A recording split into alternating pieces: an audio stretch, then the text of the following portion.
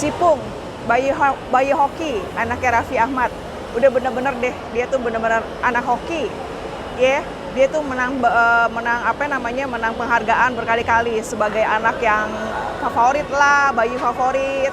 Udah gitu juga endorsannya, buset-buset deh, di IG, di YouTube.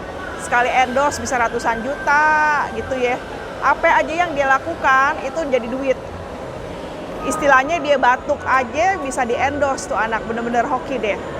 Terus padahal ya kalau diinget-inget ya, si Cipung itu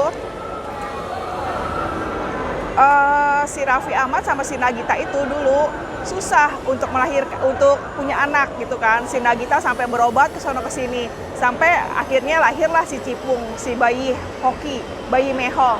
Ya, bener kan? Nah, terus lagi si Raffi Ahmad juga udah jadi sultan.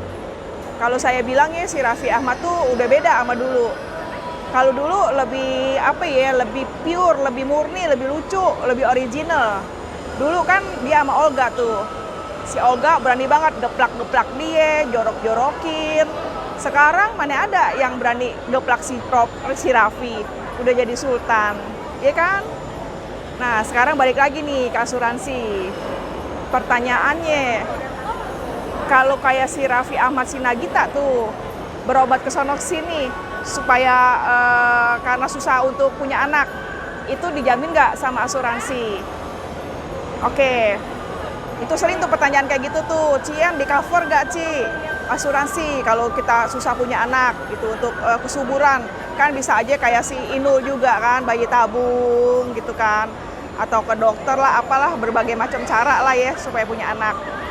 Nah, kalau kayak gitu di asuransi nggak ada yang cover. Itu namanya berhubungan dengan kesuburan, nggak ada yang cover.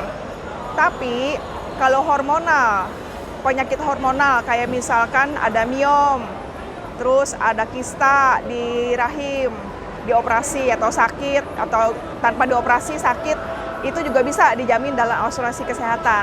Asalkan nggak berhubungan dengan kesuburan. Kayak gitu ya teman-teman ya. Di komen aja ya.